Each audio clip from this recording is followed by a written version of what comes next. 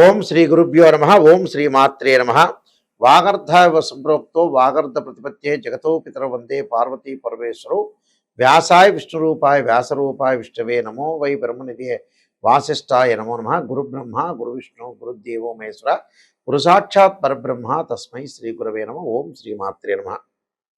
శుక్రగ్రహము ద్వాదశ రాశుల వాళ్ళందరికీ కూడా శుక్రగ్రహం అనేది ఏ విధంగా ఉండబోతుంది?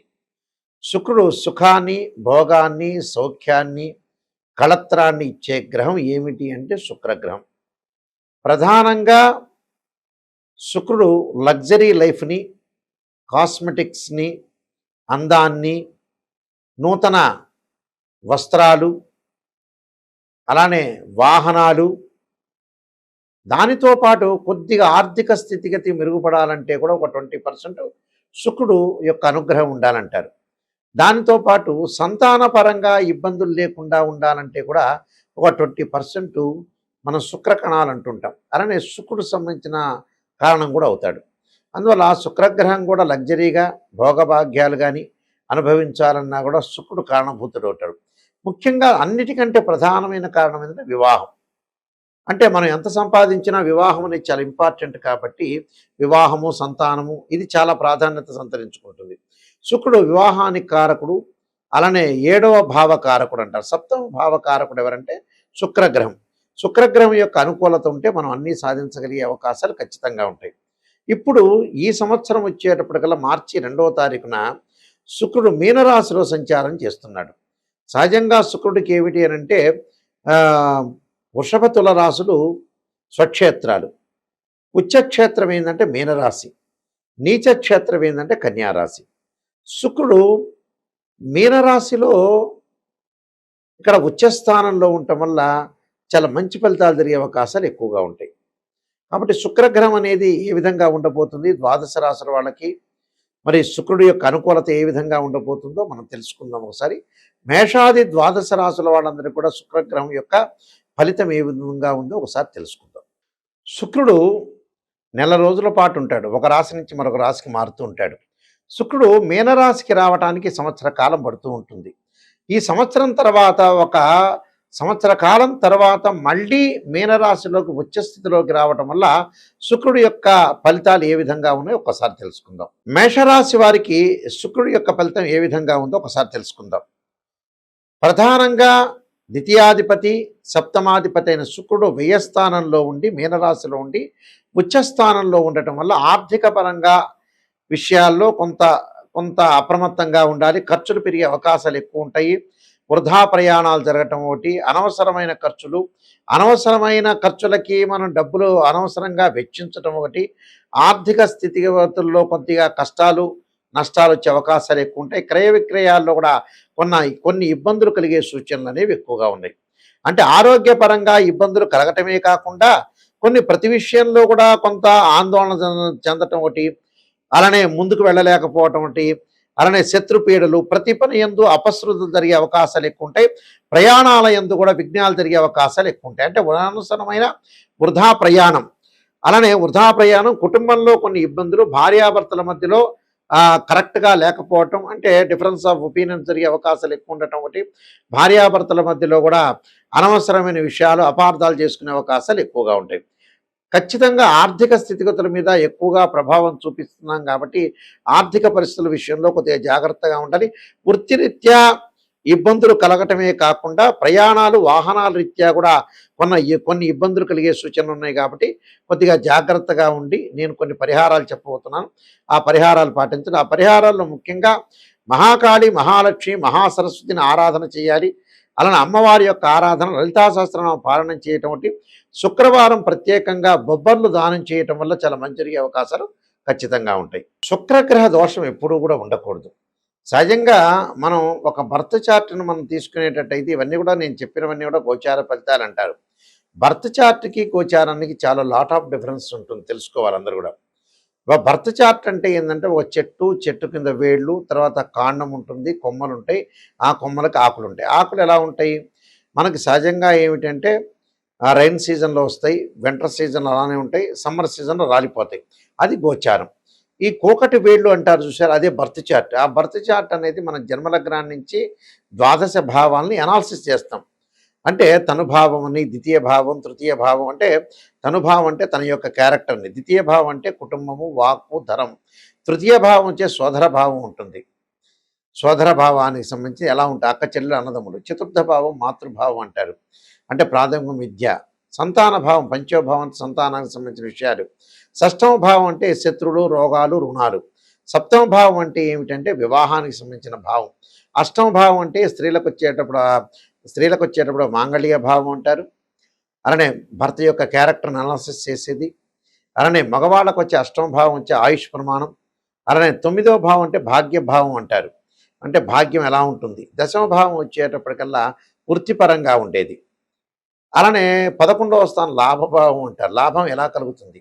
12వ భావం అంటే ద్వాదశం, అంటే ద్వాదశ భావం అంటే ప్రేమ, లవ్ అట్రాక్షను, ఎక్స్పెండిచర్స్ ఇలాంటివన్నీ కూడా తెలిపేది 12వ భావం. అంటే ఇక్కడ ఇన్ని భావాలను కూడా మనం మాతృభావం, పితృభావంతో సహా అన్ని భావాల్ని, భావాధిపతుల్ని, రాస్యాధిపతుల్ని, అలానే దృష్టి, ఆయా ఆయా రాసుల్లో ఏ గ్రహాలు సంచరిస్తున్నాయి, అలానే D16 చార్ట్స్ను కూడా మనం అనాలిసిస్ చేయాలి. ఒక వివాహం కావట్లేదు అంటే ఖచ్చితంగా నవాంశము, భావచక్రము, రాశిచక్రం 3 అనుసరించాలి. రాశిచక్రాన్ని చూడాలి, తర్వాత నవాంశం కూడా వైవాహిక జీవితం తెలిపేది, అలానే భావచక్రాన్ని కూడా చూడాలి, దశలు అంతర్దశలు కూడా చూడాలి. అంటే D16 చార్ట్స్ ఎప్పుడు కూడా చాలా ఇంపార్టెంట్. అలానే మనకు సంతానపరంగా మనం చూడాలంటే రాశిచక్రము, సప్తమాంశము, భావచక్రం చూడాలి. వృత్తిపరంగా చూడాలనుకో రాశిచక్రము, దశమాంశము, అలానే భావచక్రం చూడాలి, దశలు అంతర్దశలు. అంటే మ్యాథమెటికల్ క్యాలిక్యులేషన్ వేసుకుని కరెక్ట్గా చూస్తేనే చాలా మంచిది. ఈ కాలంలో చాలామంది కూడా ఎవరో కన్సల్టింగ్ ఫీజు విషయంలో కానీ, తెలియని వాళ్ళ దగ్గరికి వెళ్ళటం కానీ, ఇలాంటి సంఘటనలు చాలా జరుగుతుంటాయి. గుళ్ళో అర్చకుల దగ్గరికి కానీ వాళ్ళకి నామినల్గా చెప్తారు కొంతవరకు మాత్రమే. ఇది మ్యాథమెటికల్గా క్యాలిక్యులేషన్ చేసి సిద్ధాంతాలను సంప్రదించాలి, పర్ఫెక్ట్ వాళ్ళని సంప్రదించి తెలుసుకోవాలి. ఇంకో తెలుసుకోవటంలో కూడా గురువుగారు, నాయకంటి గారు మాకు నెగిటివ్ చెప్పండి, పాజిటివ్ చెప్పండి, ఉన్న విషయాన్ని చెప్పండి అని మాత్రమే చెప్పాలి. నిజంగా వచ్చేటప్పుడు చాలామంది కూడా ఎంత పొగిడితే అంత మంచిది అనుకునే వాళ్ళు చాలామంది ఉన్నారు. దానివల్ల నష్టపోయేది మీరే. ఎవరు జ్యోతిష్యులు నష్టపోరు, ఎవరు నష్టపోయే జరిగేది ఏమీ లేదు అక్కడ. మీరు అడిగే ప్రశ్నకి క్లియర్గా ఓపెన్గా చెప్పండి గురువుగారు అని అంటే వాళ్ళు ఓపెన్గా చెప్పించుకోండి జాతకం. మా దగ్గరనే కాదు, ఎవరి దగ్గరైనా సరే జాతకాన్ని ఓపెన్గా చెప్పించుకోవాలి. దాని రెమెడీసు మీరు సేవ్ అవుతారు లైఫ్లో. అంటే ఆరోగ్యపరంగా ఇబ్బందులు కలుగుతున్నాయని ఆ గురువుగారు చెప్పిన తర్వాత వెంబటే మీరు సేవ్ అవుతారు. చాలా జాగ్రత్తగా అనుసరిస్తారు, డాక్టర్ని కన్సల్ట్ చేస్తారు, భగవంతుడి యొక్క ఆరాధన చేస్తారు. ఇవన్నీ కూడా చాలా ఇంపార్టెంట్. ఫస్ట్ నెగిటివ్నే తెలుసుకోవాలి. నెగిటివ్ తెలుసుకుంటే ఆ నెగిటివ్లో మనం పాజిటివ్ వస్తాం. అంటే శ్రేయ లోపం మెరుగుట పెద్ద విద్య, లోపం మెరిగిన వాడే పూర్ణుడవుతాట. అంటే మనలో లోపాలను మనం సవరణ చేసుకుంటేనే వాడే స్థితప్రజ్ఞుడు, వాడే నెంబర్ 1 అవుతాడు, వాడే సూపర్ స్టార్ అవుతాడు. అయితే శుక్రుడు వచ్చేటప్పటికల్లా వివాహానికి సంబంధించిన కారకుడు. చాలామంది కూడా ఈ మధ్యకాలంలో వివాహానికి సంబంధించిన విషయాల్లో వివాహాలు లేట్ చేసుకోవటం ఒకటి, ఒక అమ్మాయికి డైవర్స్ జరిగినా కూడా సరిలేదే అనుకోవటం, ఒక ఆస్ట్రాలజర్ దగ్గర అప్రోచ్ అయినప్పుడు నిజం తెలుసుకోవాలి. కొంతమంది చాలామంది కూడా అండి ఫస్ట్ మ్యారేజ్ అయినా, సెకండ్ మ్యారేజ్ అయినా, థర్డ్ మ్యారేజ్ అయినా అసలు కదలటల్లా మనుషులు. ఏముందిలే అని లైట్గా తీసుకునే వ్యక్తులు చాలామంది ఈ మధ్యకాలంలో కొన్ని లక్షల్లో ఉన్నారు ఇలాంటి జనాలు. వాస్తవంగా జీవితాన్ని మనం కాపాడుకోవాలి, ఎప్పుడు కూడా నెగ్లెక్ట్ అనేది చేయకూడదు. ఒక అమ్మాయి కానీ అబ్బాయి కానీ వివాహాన్ని చాలా ప్రయారిటీ ఇవ్వాలి. వీళ్ళు ప్రయారిటీ ఇవ్వకుండా ఏదో మ్యాచింగ్ చూసుకొని కంప్యూటర్లో చూసుకొని మ్యాచింగ్ ఏదో గుణాలు వచ్చినాయి ముందుకు వెళ్ళటం ఒకటి. వాస్తవంగా ఏంటంటే ఒక జాతకాన్ని మనం చూసేటప్పుడు ఖచ్చితంగా గ్రహమైత్రి, రాశి పొంతన, నాడీ దోషం, రజ్జు దోషాలు, అలానే తారాబలం, వశ్యము, వర్ణకూటమి, శ్రీదీర్ఘ కూటమి, మహేంద్ర పొంతన, షష్టాష్టకాలు, ద్వాదశాలు, అలానే శుభ నవపంచకాలు, అందులో స్పష్టంగా మనం తెలుసుకోవాలి. స్పష్టంగా తెలుసుకోవాలంటే షష్టాష్టకాలు రాగానే అవి చెడుని కాదు, అశుభం ఉంటాయి, శుభ ఉంటాయి. ద్విద్వాదశాల్లో కూడా శుభ అశుభ కూడా ఉంటాయి. అలానే నవపంచకాలు అంటాం 5, 9, దానిలో కూడా శుభము అశుభం ఉంటాయి. తృతీయ ఏకాదశులు ఉంటాయి, సమసప్తకాలు ఉంటాయి. ఇలాంటివన్నీ కూడా ఆస్ట్రాలజీలో చాలా ఉన్నాయి. మన జాతకంలో ఎప్పుడు కూడా 6, 8, 12 స్థానాల్లో శుక్రదోషం ఉండకూడదు. శుక్రుడు అశ్విని, మఖ, మూల, ఆరుద్ర, స్వాతి, శతభిషము, మృగశిర, చిత్త, ధనిష్ట నక్షత్రంలో ఉండకూడదు. అంటే ఎక్కడెక్కడ ఏ గ్రహాలు ఎక్కడెక్కడ ఉండకూడదు. శుక్రుడు రాహుతో కానీ, కేతువుతో కానీ, కుజుడితో కానీ, శనితో కానీ కలిసి ఉండకూడదు. 6, 8, 12 భావాల్లో ఉండకూడదు. శుక్రుడు పుష్యమి అనురాధ నక్షత్రాల్లో ఉండకూడదు. అంటే శని నక్షత్రాల్లో కూడా వాస్తవంగా పుష్యమి అనురాధ ఉత్తరాభాద్ర నక్షత్రంలో కూడా ఉండకూడదు. అలా 2వ భావం, 7వ భావం, 8వ భావం, 12వ భావం చూడాలి. నవాంశాన్ని చూడాలి. లగ్జరీగా అనుభవిస్తున్నామా లేదా చూడాలి. అసలు వివాహం అవుతుందా కాదా చూడాలి. కొంతమందికి దగ్గరికి వచ్చినట్టు వచ్చి వివాహాలు వెనక్కి వెళ్ళిపోతుంటాయి. నిజంగా నెగ్లెక్ట్ చేస్తుంటారు. ఒక సంబంధం పోగానే ఫెయిల్ కాగానే ఇంకో సంబంధం అప్పుడు కూడా చాలా ఆశ్చర్యకరమైన విషయం ఏంటంటే ప్రజల్లో తెలుసుకున్నది, ఒక సంబంధం ఒక మనిషికి ఫెయిల్ అయిపోయిన తర్వాత, డివోర్స్ జరిగిన తర్వాత మళ్ళీ అతను జాతకాన్ని చూపించుకోవటం, సరైన రెమెడీస్ చేసుకోలేకపోవటం చేస్తున్నాడు చాలామంది కూడా. జీవితం అనేది కొంతకాలం, ఏం 90 ఏళ్ళు 100 ఏళ్ళు బతికేది ఏమి లేదు. 50-55 ఏళ్ళు రాగానే జీవితంలో బోనస్ మార్కులే ఆయుష్. గుర్తుపెట్టుకోండి, ఈ మధ్యకాలంలో 100 ఏళ్ళు 200 ఏళ్ళు అనుకుంటున్నారు చాలామంది. అది కాదు. 55 ఏళ్ళు 60 ఏళ్ళు కాగానే ఫైనాన్షియల్ పరంగా కానీ, పెళ్ళిళ్ళ పరంగా కానీ, పెళ్ళి అనేది ఖచ్చితంగా ఇన్ టైంలో జరగాలి. డబ్బులు సంపాదన ఇన్ టైంలో ఉండాలి. ఎప్పుడో వచ్చి గురువుగారు, నాయకంటి గారు, మేము 60 ఏళ్ళు వచ్చినాయండి, 65 ఏళ్ళు వచ్చినాయండి, నేను ఎంత సంపాదించాలి, ఏం సంపాదించాలి, నేను ఇప్పుడు బిజినెస్ చేస్తున్నా అంటే అయిపోతుంది జీవితం. శరీరంలో విటమిన్లు తగ్గినట్టుగానే మన కిడ్నీ, హార్ట్, ఐ ప్రాబ్లమ్స్, రకరకాల శరీరంలో కొన్ని భాగాలు ఉంటాయి. ఆ భాగాలు ఏమవుతుందంటే రోజు రోజుకి ఆ భాగాలు తగ్గిపోతుంటాయి. దాని యొక్క పవర్ తగ్గుతుంటుంది. అలానే దశలు, అంతర్దశలు వచ్చిన తర్వాత కూడా మనం చేయాలనుకున్నా కూడా వాటి యొక్క ఎఫెక్ట్ కూడా తగ్గిపోతుంటుంది. అంటే మన మీద కరెక్ట్ రిజల్ట్ ఇవ్వవు ఈ గ్రహాలు. ఇలాంటి విషయాలు మీరు ప్రత్యేకంగా గమనించండి. ఇప్పుడు శుక్రమహారదశ నడుస్తుంది. 70 ఏళ్ళలో శుక్రమహారదశ ఫలిస్తుందా? వాస్తవంగా పెద్దగా ఫలించదు.